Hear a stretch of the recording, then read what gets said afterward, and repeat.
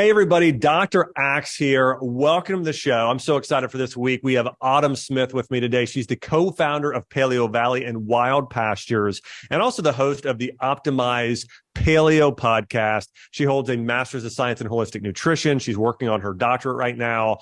And she became or really got interested in the natural health industry because of a debilitating digestive issue. I know, very similar to my one of my closest friends and business partners, Jordan Rubin, and very similar. She overcame this using food as medicine. We're going to hear about some of that today, and excited to dive in with her. Autumn, welcome to the show. Thank you, Dr. Axe. Like I said, it's a pleasure to be here. You've taught me a lot, and I'm just grateful.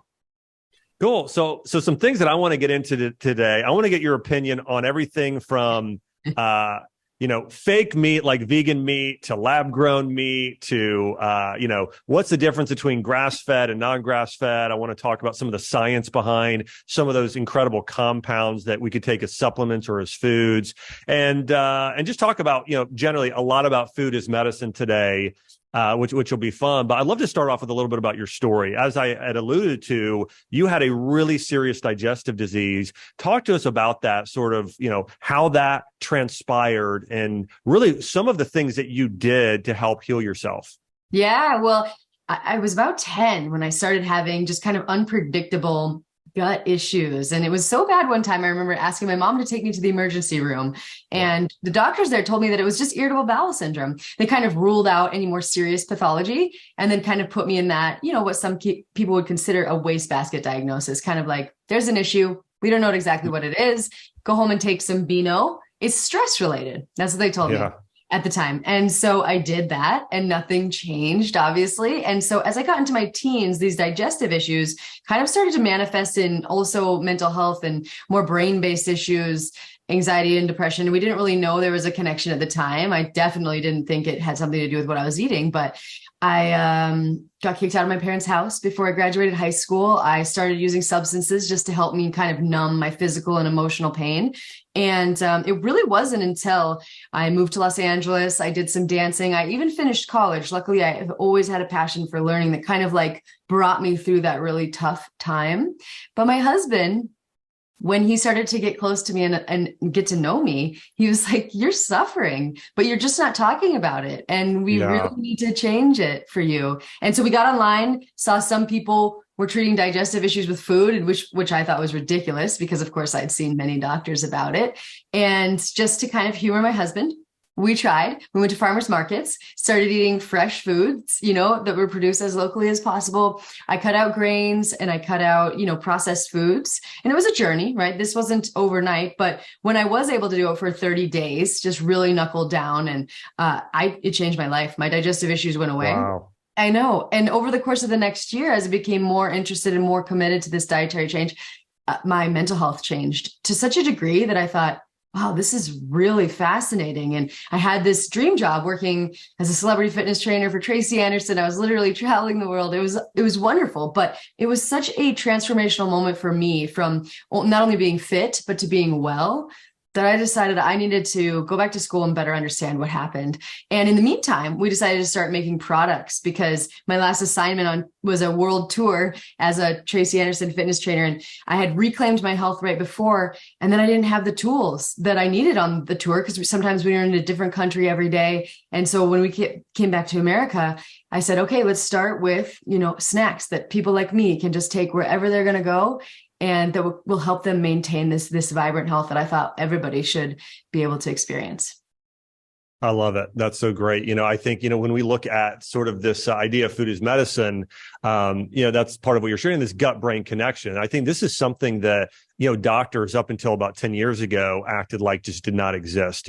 When most people with a more of a conventional doctorate, an MD degree, when they go through school, they're taught things very one-dimensionally. Now, osteopaths and some chiropractors and some naturopaths, now they look at the body a little bit more holistically, but a lot of MDs, the way that they go to school, and listen, there are some MDs that are absolutely incredible, and after they get out of school, they start learning more of this sort of way to look at the body in a synergistic manner. But, most of these doctors, they sort of look at the body and they're like, well, you're having a mental health issue. that's, maybe it's all in your head, right? Or maybe it's something you're born with that's wrong with your brain, when in fact, we're starting to learn more and more today. It's either probably a problem with sort of your identity or purpose in life and something that's more spiritually or mentally related, or it's what you're saying. It can start in your gut. There's so much science now proving that. So I really appreciate you sharing that story, because there's probably a lot of people maybe even listening who maybe they have also noticed it could be symptoms such as brain fog or headaches, but it also could be depression, anxiety, other mood disorders. And they don't realize that, taking care of the gut is really an important cure. One question I have for you is, what were some of those foods that maybe you noticed, okay, I noticed that this food or a few of these foods really had a positive impact on my gut and my mental health. And maybe there's a few foods that you notice when I ate this, it really, you notice the side effects. Yeah, great question. So as a fitness trainer, really high quality protein was really key. And I kind of had come from a place where I thought animal products were bad, and I was kind of avoiding them and eating these really highly processed food bars, whatever I could find on the road, high protein. And so that was one of my triggers, undoubtedly. I was also I was taught as a ballerina, a calorie was a calorie. And I was just I had this lens of like weight control, and rather than like holistic whole health. And so I would eat candy, and I really didn't have a great diet. I just didn't think it mattered. So the candy and all the processed food. I was also drinking a lot of soy milk lattes. And also things like naked juice, or these juices, these fruit juices that had like 50 grams of sugar in them in the morning before a workout, only to find that I would absolutely crash by the end of the day because I was having essentially like 2 cans of Coke in the sugar content. And finally, caffeine was a big piece. One of those things that I really needed to learn to manage more carefully. That was hard for me. So the foods that really made a big difference, organ meats. I remember the first day that I tried that. Yes, love that. It was definitely, it made me do a happy dance. My body needed something that organ meats were providing, probably B12 and iron in a highly bioavailable form. Whatever it was, organ meats were really integral to my recovery. Fish, seafood, really high quality seafood. I actually have both genes for Alzheimer's, ApoE44. And so there's a theory, at least, that my brain in particular requires this phospholipid form that you find in whole food fish, and that maybe fish supplements, even though I'd been taking fish oil, wouldn't work to the same degree. And then vegetables, low starch vegetables. I probably have 8 to 10 servings a day. My digestive health is better. I feel like invigorated whenever I consume them. And also the other food that I eliminated that was pretty problematic for me was gluten. I think it's all I wanted to eat as a child. Bread and cheese was what my mom could get me to eat. And so, so it's been a road, but definitely seafood, liver, high quality animal products, and tons of brightly colored and diverse vegetables were my saviors. One of the things that I've experienced, and I know that in a way you've probably experienced this, is you've started making recommendations and helping people improve their health. But, I noticed when I was in practice, and even now, when people switch to a diet of eating predominantly wild organic meat and vegetables, that's the diet that heals people. I'm thinking about a friend of mine, and she's a medical doctor, and she had a really chronic MS and Terry Walls. And so she went, and she said, my diet was meat and vegetables and maybe some bone broth, like as a soup with that. And she's like, that healed my MS. And so, we've seen this with almost anybody with an immune condition or wants to lose weight or overcome anything. They cut out everything but pretty much meat and vegetables. And I think people can incorporate, again, bone broth. Maybe some people can do okay with fruit. Some people as a grain, rice throughout history made as a congee. Some people do fairly well with, but anyways, just to share, like that's one thing. You said meat and vegetables there a bunch. And, meat for many years in the past was villainized. And we heard that it's, meat is bad for your health, and especially red meat. Now, I think we're starting to see more of this carnivore movement and more people talking about things like organ meats. And let me say this as well. I truly believe that organ meats are the greatest superfood on the planet. I think that when you look at the literature or just the nutritional facts, they're more nutrient dense than kale or spinach or any green leafy vegetable. So organ meats are incredible. In fact, I do them every single morning. My wife, Chelsea, does them every single day. And so like you, we're huge fans of those. Why do you think Or is there anything in particular that you felt like this was what spurred on, or part of what caused people to start to feel like meat is bad? Oh, first of all, I just want to say, yeah, organ meats literally have an anti-fatigue factor that's been demonstrated. And then Dr. Ty Beal, I'm sure you're familiar with his research, but found, organ meats are literally the most nutrient dense foods in the nutrients when you consider the nutrients that most of us are deficient in. So yay, organ meats. But yes, the origins of the meat is bad hypothesis are really, truly fascinating. Have you met Dr. Belinda Fettke? I haven't, no. Okay, so this is a fascinating story. Her husband, Gary Fettke, was an orthopedic surgeon down in Tasmania, Australia, and he himself had healed his own condition with a low carbohydrate diet. And he was working on diabetic amputations. And so he'd tell his patients, when he discovered this, that maybe you should consider removing sugar from your diets to keep your blood sugar levels under control. Well, the dietitian in his hospital did not like this suggestion and turned him into the medical board. And he suffered 4 years of litigation, becoming the only doctor ever silenced from talking about nutrition. Now, his wife, Belinda Fettke, sat in all of this proceedings, watching him present very valid science, showing the benefits of low carbohydrate diets, specifically in, diabetic populations, but it didn't seem to matter. And so she went to see, what are the origins of this belief if it's not about science, and just found a lot of Seventh-day Adventist influences. And they believe, a Garden of Eden diet does not include meat, or includes very, very little. And they actually... Right. Influence a lot of things.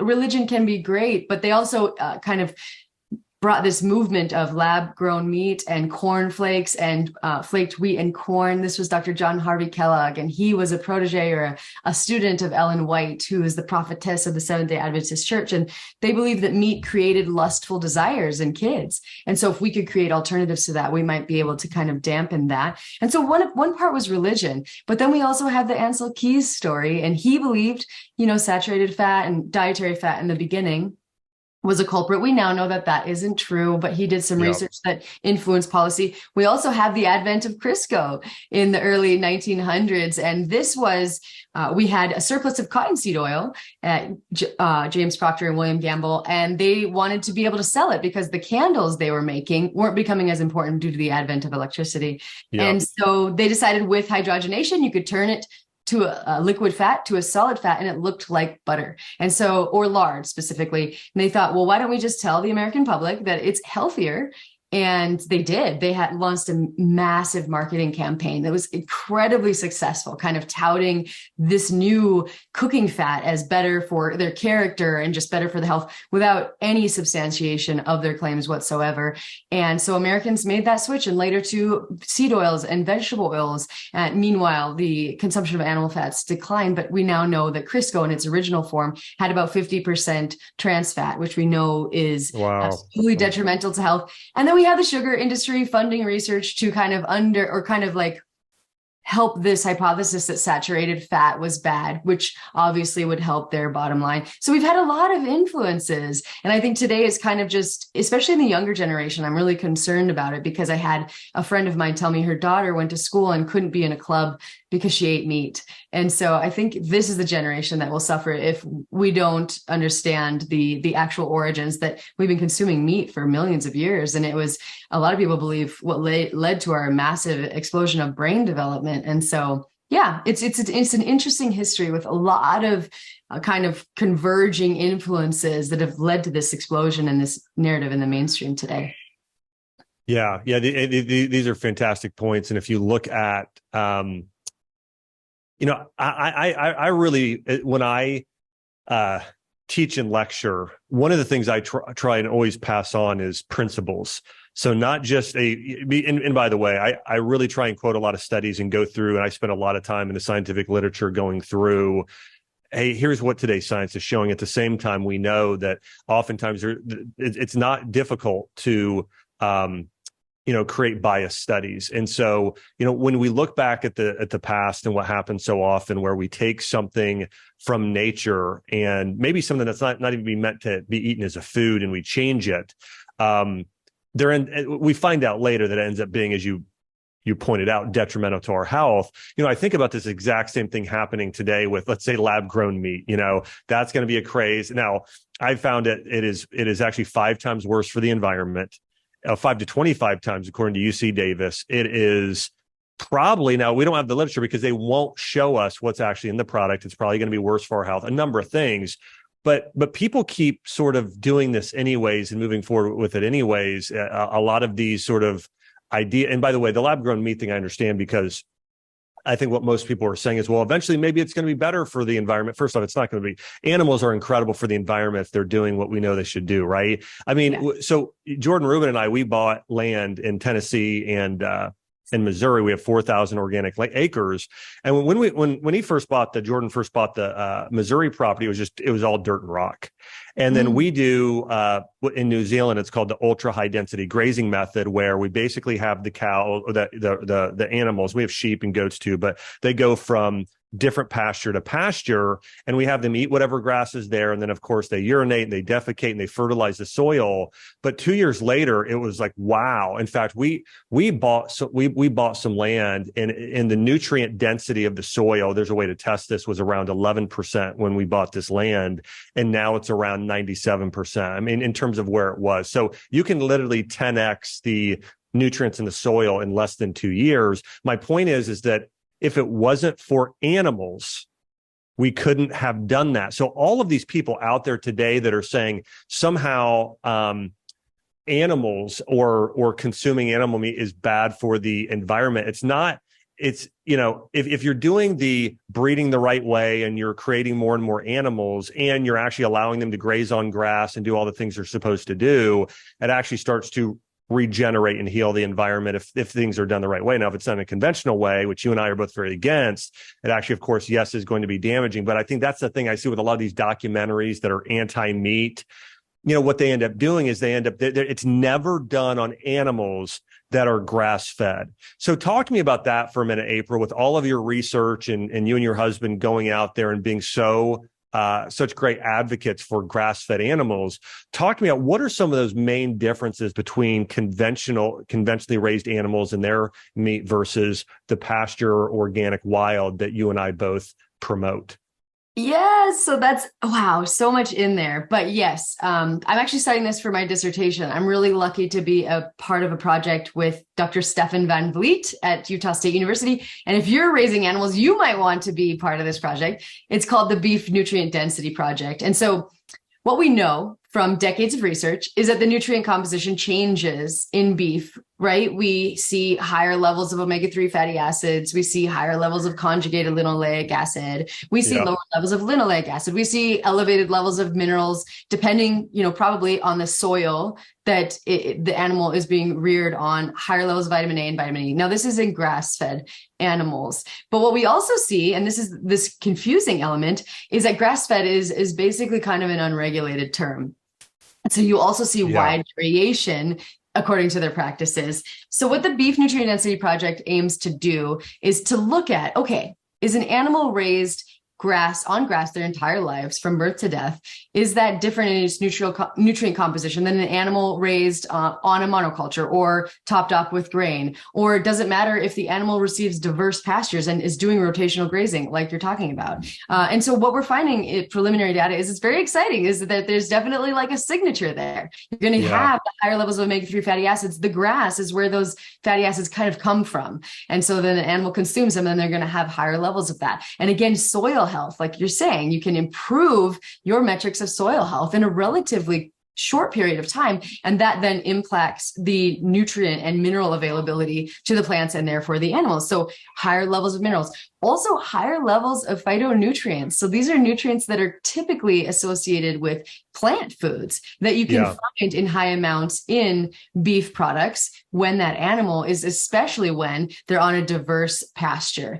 And let me jump in and touch on, because that's such a good point, the diverse pasture point, because and there's two things I just want everyone to be able to hear. One is, as Autumn here is talking about, is there are a lot of companies out there that put grass-fed on their label, and maybe that animal's been fed grass 30% of the year. And so what they'll do is they'll feed them grass, maybe just certain months, and then right before they send them off to be slaughtered, they will stuff them full of grains and corn for their last call it, 3 to 4 months of life. And that's what a lot of these companies are doing versus what Autumn's talking about is 100% grass fed from birth to death. Also that diversity, we found this, Autumn, in our soil, as we tried to have more diverse pastures is, for instance, one of the things we found is that when they were eating clover and certain things like that, they actually had higher levels of omega-3. So there were certain things that created higher levels, different types. So we'll grow probably like you're researching, like ryegrass and wheatgrass, different types of grasses to try and get that diversity. So anyways, I just wanted to, didn't mean to interrupt, but just to say, I think these are important points for people to understand. Just like, think about it like your diet. Like you should be eating different types of vegetables, some different types of fruit, some different types of food. Cows are the same, animals are the same way. For them to get some diversity in their diet, it's important. It's incredibly important. And Dr. Fred Provenza, you might know who he is, but he studies this because animals can use plants prophylactically to improve their health. If they're sick, they're attracted to certain plants. And we can allow them this as long as they have that diverse array of choices, right? And that's why it's kind of sad in feedlot scenarios where they don't actually have that choice anymore. And so, yes, like you're saying, a lot of every cow feeds grass for part of their lives. It's important what happens, it seems, in their nutritional profile of their product in that last period of their lives. And so just to take the next phase of this research, which I'm really excited about, is Dr. Van Vliet is taking plant-based meat, feeding it to people in a lab, right? A very large amount, I believe it's 8 ounces, and then also grain-fed beef, and then comparing that with grass-fed beef to see what are the actual signatures in the biomarkers, and does it matter? Preliminary research suggests it does. There was a research study done on wild kangaroo meat versus CAFO or feedlot factory-fed meat, beef, and they had lower levels of inflammation after their meal with the wild meat. But of course, it's confounded because it's not beef. So we're going to check on that. But even beyond beef,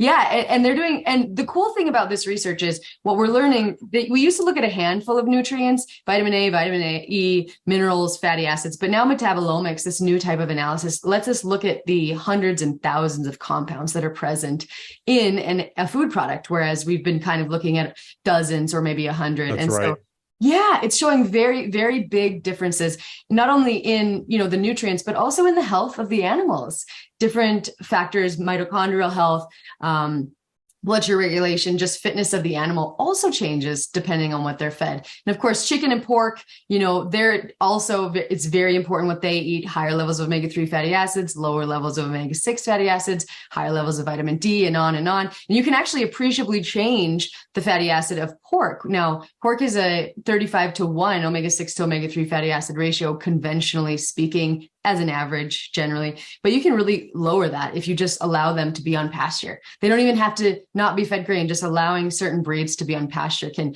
bring it down to something like a 10-to-1. So the way that animals are fed, it matters, it changes. And preliminary research suggests that definitely matters for human health, not only maybe in inflammation reduction, but also consuming grass-fed red meat raises your levels of omega-3 fatty acid levels in the blood and erythrocytes significantly compared to grain-fed meat. So it's new, it's emerging research, but it's really exciting. And I think it definitely points to the fact that, soil health, plant health, animal health, human health, it's all the same. And when we go for what you're doing, Dr. Axe, diversity, healthy ecosystems, diversified pastures, we're going to also improve human health and the food. Yeah, absolutely agree. I want to just mention here with some of these different type of meat products.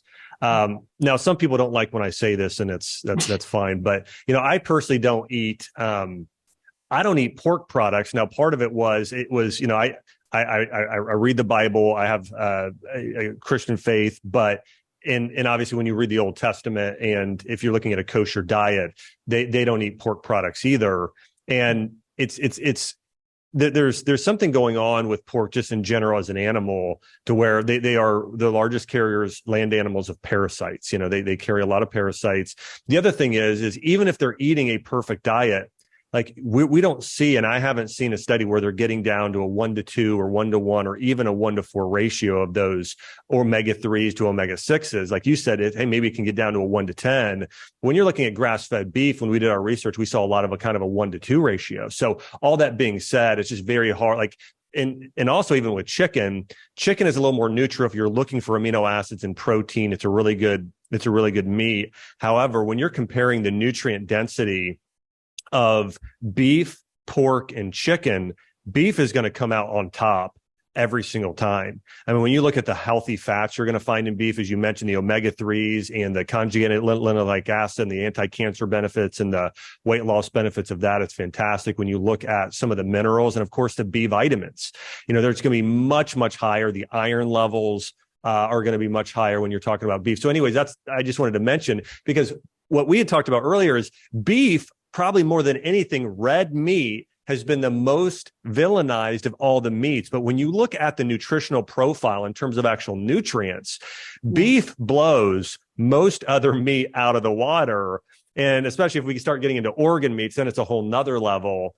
And so, what are some of those things that, is there anything I'm missing there? Like I know that one of the things that you all offer is one of your products at your company, PaleoValley, is these grass-fed beef sticks, which are fantastic. So if anybody's traveling or going anywhere, again, I love that, being able to just grab a grass-fed beef stick when you're traveling and knowing it is 100, not 30%, but actually 100% grass-fed beef. But are there any highlights or things that you want to touch on in terms of what makes beef itself actually so special versus even other meats?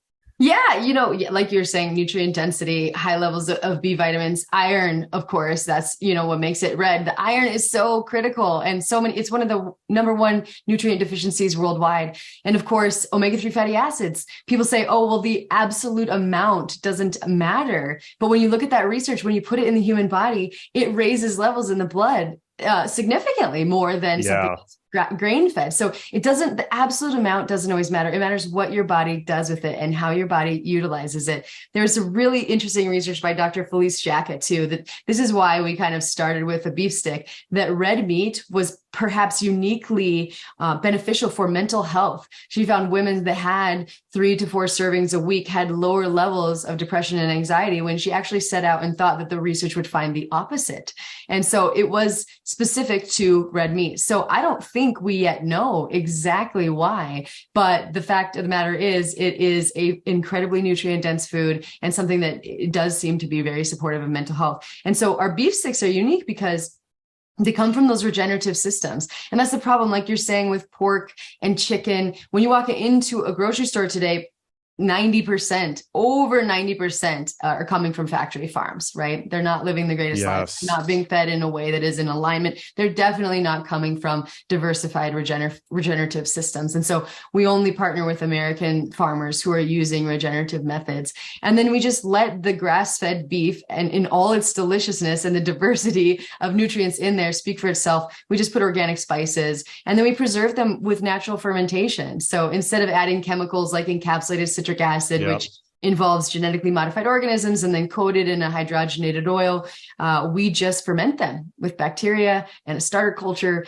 and just kind of like our ancestors did. And it just leads to a really high quality, natural, nutrient dense product with a snap, rather than like this tough jerky feel that you get. So yeah, I am on a mission to help women be not afraid of red meat, because it is uniquely beneficial and a really great source of protein too, amino acids, where a lot of us are just under eating protein and eating more because of it and not feeling as stable or as energetic as we otherwise could. So that's why we made our beef sticks, and I hope that you love them.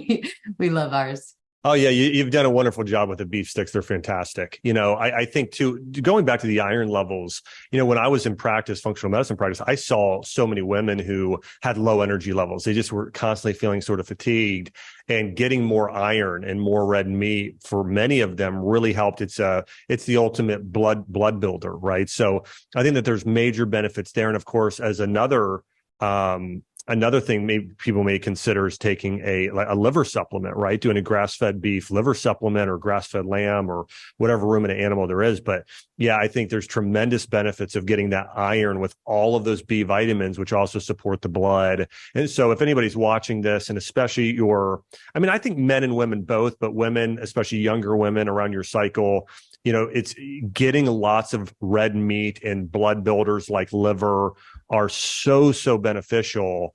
as well. I've been encouraged to see, more and more people buying organ meats and glandular products. This is something we have at Ancient Nutrition. We do this a lot, and I know you guys have some incredible products too. But I think that liver in particular is one of the most amazing superfoods on the planet. I mean, on my list of the top 10, I think it's likely, number one. I mean, seaweed's probably up there too. But I would say liver's probably number one. I mean, it's absolutely incredible. How about you? What are your top, if I had to say right now on the spot, Autumn, what are your top 5 superfoods? What would those be?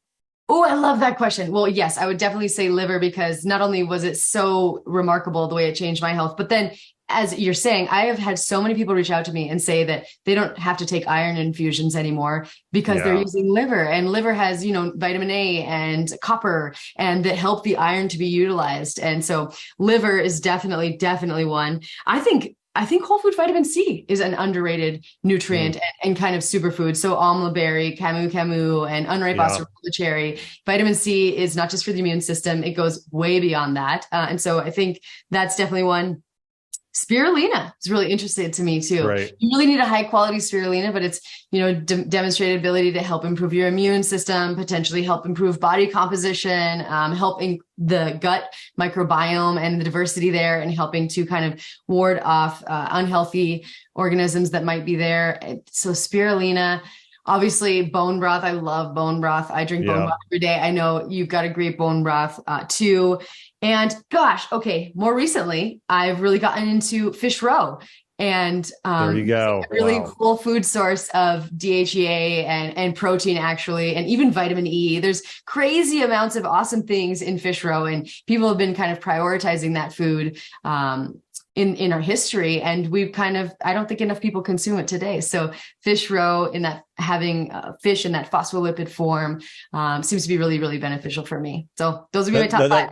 That's a pretty solid list. Mine might match that pretty close, or even exactly. I would say, fish roe, one of the unique things it has, I remember seeing on TV a few years ago, there was this, they were marketing it to humans, but also to dogs. And it was called green lipid muscle oil. And that has a unique fat called, it's not EPA or DHA, it's ETA, which has very similar properties to EPA in DHA, which is it's an omega-3 that's highly anti-inflammatory, even more anti-inflammatory than DHA. And but that's what fish roe has, even I believe in equal amounts or maybe even higher levels. And so, anyways, fish roe is unique from fish oil. So fish roe is caviar, it's fish eggs, and loads and loads of benefits. I mean, it's incredibly anti-inflammatory. So I love that answer. That was I didn't think you were going to say that one, and that was a really good answer. It's a recent addition to my little arsenal. And the other thing that kind of that reminded me of is we see in the beef research, DHA and EPA are kind of the omega-3s that we focus on, but there's also one called DPA, and that we haven't really been focusing on, but kind of is an intermediary. And so when you measure the levels of that present in a grass-fed beef, for example, the levels are higher. But again, it's one of those nutrients that we haven't really been looking for and aren't really aware of. So yes, superfoods, grass-fed beef, fish roe, they're my favorites. Yeah, those are some good ones. Very, very good ones. I remember this was years ago. There was a doc, and his name was Dr. Furman. And he came out with this nutrient density score. Okay. And so he went and basically, and Whole Foods Market did this for a while. You'd go in there and they would have, a nutrient density score between 0 and 100. And so the green leafy vegetables were all scored 100, and some of the other foods. And he created this algorithm around it. Now, I went and started studying his algorithm and found, because he had meat like lower down on the list, and I thought, this just doesn't seem right. Well, he went and cherry picked the vitamins and minerals he thought he wanted to count to make plants higher. And they had this whole thing. I think him and a guy named Rip Edelstein, might be saying his name wrong. He was a firefighter in Whole Foods. They did this whole marketing campaign. And now let me say this. I did appreciate, I think, the nutrient density score and getting people to eat more fruits and vegetables. I thought, that part of it I liked, but also I didn't like the omissions of sort of trying to make meat look bad and not having a fair and equal comparison. Because if we would go today and actually look at nutrient, like overall, all nutrient compounds that we currently measure, in plants and foods and everything else, you're going to see organ meat's probably number one and probably seaweed number two, but grass-fed beef is going to be on that list, and it may not be quite at kale, but it's going to be pretty close. And also it's going to have, it's easier in your digestive system, at least for a lot of people. And that's one of the things I found over the years too, is that when I got into practice, being naive in certain areas, right when I was before getting into practice, I thought, you know what, there's maybe one best diet for everybody. It could be paleo, it could be keto, it could be vegan. I didn't know. Well, once I got into practice, I realized that depending on the condition, sometimes people need different diets. You mentioned the animals going and eating different foods based on what they're innately knowing what those needs are. And what I found when I was in practice is that, you know, people with certain conditions like severe cancers, where it's more of a liver gallbladder issue, some of those people did better on lower meat diet and very, very high in plant. However, I think more people, what they're dealing with today when we're talking about an issue like especially any immune-related issue or any gut-related issue, those people absolutely do not tolerate raw vegetables well, or a lot of plants. They do better with a lot of meat and a lot of bone broth that are cooked. My point is that like sometimes we fall as a society into these ideas of everybody needs to be on paleo or everyone needs to be on keto. And I think generally somebody could get on something like paleo and most people will see results because they're eating, you know, processed foods. And so they could get on a diet and they're eating more real food now. So they're seeing those benefits. But my point there is that, you know, I think generally, you know, a lot of this is really personalized for different people. But I think for most people, 90% of people, getting more grass-fed wild organic meat is something they would really benefit from. What are some of those things that you maybe teach? And we touched on this a little bit, but if you have any other thoughts on what are some of those main, like, we talked about a lot of the benefits already of the grass-fed wild meat. What are some of those side effects that we see when people maybe they want to do meat, but they continue to eat those conventional meat products? Oh gosh. Well, yeah, you know, first of all, the research here is really new. And so we only have a handful of studies actually linking the changes in nutrient composition to human health. And we saw, right, lower levels of inflammation and potentially, right, it's difficult to measure because levels of inflammation rise for everybody after a meal, but potentially that could be something, especially when you look at those phytonutrients. Theoretically, they are anti-inflammatory, anti-diabetic, antidepressive. I mean, these phytonutrients that are present in higher amounts in these diverse pastures and then in the meat would probably dampen inflammation. And also omega-3s help dampen inflammation. And so I would say lower amounts of inflammation would be a very good place to start. Also, higher levels of omega-3 fatty acids in our bloodstream. I read a study the other day, came out from Harvard, that up to 90,000 deaths every year are attributable to omega-3 fatty acid deficiency. It was actually more deaths than was caused by trans fat and some infectious diseases. It's just not something that people talk about. And for people who consume fish roe and fish, amazing. And they have that access, that's great. But grass-fed beef, there's also a paper written about the fact that for people who do not want to consume fish, do not have access to fish, grass-fed beef can be a significant contributor to your omega-3 fatty acid intake. And so again, that could be helping with omega-3 fatty acids. They've looked at studies to look at, you know, body composition changes and triglyceride levels. And some of them do show changes when you consume grass-fed beef, but I think it's in a very nascent stage. We don't have a huge body of literature yet to determine exactly what happens inside the human body, but that's what Dr. Van Vliet's investigating in his project. So the first step is just defining the nutrient density. The second step is taking it into the human body, plant-based meat, grain-fed meat, and grass-fed meat. And then the last stage of his research will culminate in a study where you look at if everything you consume from a grass-fed regenerative farm, like fruits, vegetables, animal products, and then what happens when it comes from a conventional farm as well. And so that research is underway. And I have my own hypothesis. I predict that you will see lower levels of inflammation and just better biomarkers, improved omega-3 fatty acid rates, and maybe body composition benefits. But again, that study isn't quite done there yet.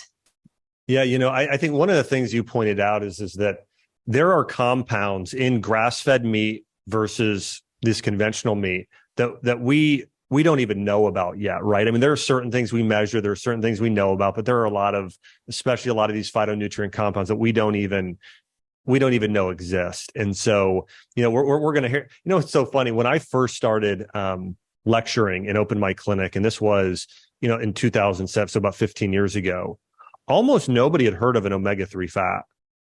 I mean, it's kind of crazy. I mean, I would say when I would do lectures, it was definitely way less than half. I mean, it was probably 20%. And all of a sudden, 5 years later, everybody knew what an omega-3 fat was. So there are certain things that, we become aware of over time. And I think we'll look back and say, wow, I mean, it is a night and day difference when you're eating conventional versus the 100% grass fed. Yeah, and I forgot one last thing. So satiety. Dr. Fred Provenza is looking at these phytonutrients and their ability to promote satiety. And so if that hypothesis is correct, right, that's kind of why maybe a lot of us are eating and eating and eating and not feeling satiated, because we've kind of bred out these phytonutrients that would otherwise regulate our satiety mechanisms. And so I think that might be part of their benefits as well. Yeah, I can see that. Wow, that makes a lot of sense. Yeah, I personally, we eat a lot of grass-fed beef in my house. I mean, a lot, In fact, last night we did these stuffed peppers, which was awesome. We took these red bell peppers and did that dish, and that was fantastic. And then our daughter loves grass-fed meatballs. I have a 3-year-old, and so we do that. We take some of these a little bit of flax crackers as there, and then loads of Italian herbs and some eggs, and makes these meatballs. And anyway, so we're big fans, and we travel a good amount as a family too. And so one of the things I mentioned, because I've just been such a big fan of, you guys have these grass-fed, PaleoValley has these grass-fed beef sticks, and it's something our family loves. The thing that I love is that my 3-year-old likes them, right? Sometimes, with kid, because with regular beef jerky, it's just too hard. Like our kid, like she can't eat at that age. But the great thing is that it's much softer and chewier. And so anyways, my point is that I love that you have these beef sticks. There's super convenient, really great. And again, not 30%, 100% grass-fed, which has so many benefits. One of the last questions I want to ask you, Autumn, was in relation to one of the things you started with. We are seeing a mental health pandemic today. I mean, when it used to be the biggest conditions we saw on the rise were, back when I was founding my clinic, was diabetes, obesity, heart disease, and cancer. But today, what's overtaken it has been mental health disorders, especially in Gen Z and millennials. When you look at the data, I personally think the single biggest reason for that is poor values and a problem related to morality, identity, and purpose in life. And so I think that's the biggest foundation. At the same time, I think the second biggest cause of that is dietary issues and lifestyle issues. So let's talk for a minute about what are some of those key nutrients that are in things like wild animals, liver, grass-fed beef, that actually support mental health, and some of the deficiencies people may need to be taken care of for their own mental health. Oh, yes. It's such an important thing. It's something I wish I had known. We had mental health issues in my family. And so I always attributed my own to just, oh, well, this is just my fate. But what was happening was I was creating a lot of inflammation in my body that was traveling right up that vagus nerve and impacting my brain. So they've actually done this research. They've looked at the most mental health protective nutrients and the most mental health protective foods. And so you'll see things like folate, vitamin B9, B12. I can't even tell you, I've been going through some case studies where, infants and just people have these crazy psychiatric conditions that are then resolved with vitamin B12, supplementation, or just consuming them. Iron. Our brain requires iron, obviously oxygen transport, but also neurotransmitter metabolism. It improves, the production of white matter in the brain. And so a lot of us are deficient in iron. And then again, DHA, omega-3 fatty acids, one of the most important nutrients for our brain, especially when it's developing. But then again, our brain is a highly fatty organ. And so consuming those nutrients. Also, potassium and selenium. There are other nutrients that are really, really important for the brain too. But I say that most important, B vitamins. They're going to help methylation, which is going to help your omega-3 fatty acids to be incorporated, your omega-3 fatty acids, and iron, right? So those are the big ones that I look for. And those are, again, in the foods that we've been talking about: seafood and grass-fed red meat. And of course, liver. Liver, actually, when it's grass-fed, can have a really high quantity of DHA, which is surprising. Again, there's those omega-3 fatty acids. And so they say liver, and fish and beef, and then also your greens, your leafy greens. They've done studies, there's one out of the University of Chicago, I believe, where people who had 2 servings of green veggies every day had a brain that appeared 10 years younger than people who did not. And also your brightly covered vegetables, right? And fruits and all the polyphenols in there. So those that Columbia University kind of did that breakdown, and that's what they came up with. So those are always the foods that I'm emphasizing. I love it. Well, Autumn, this has been great talking today. Any last pieces of advice for the audience today? Actually, before I get the last piece of advice, I do want to say this. One of the things, as I asked April to come on today, as doing an interview, because she has so much wisdom and knowledge around, and I love regenerative agriculture and everything we've talked about today a little bit. But I want to let everybody know that Autumn was kind enough to give us a discount she is the co-owner with her husband of a company called PaleoValley. And they have, I'd mentioned these several times, these beef sticks. And if you want like a super, like a snack that's high in omega-3s and protein and iron and B vitamins that we talked about, these beef sticks are awesome. And so she's giving anybody a discount who wants to run online and do it for a limited time.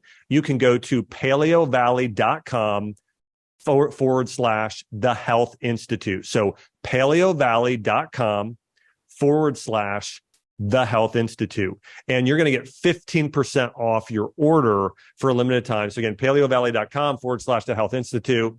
You'll also see it if you're on YouTube on the show notes or on the podcast again. And so anyways, Autumn, thanks so much for that offer for everybody who wants to take advantage and try those as well. What's your last piece of advice for everybody?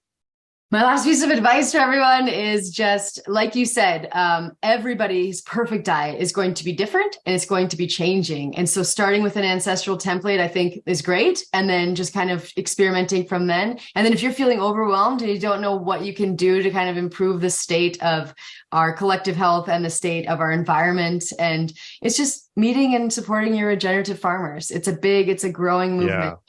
But the health of our planet and our health and soil health, they're all linked. And when we support our regenerative farmers who are local, we create a really food secure, food sovereignty, and we, create a generation and a future that our kids are going to be grateful for. So that's all I got. I love it. That's great. And again, just as a reminder, what she's saying, if you want to support your own health, your family's health, local farmers, and the planet, eat grass-fed beef.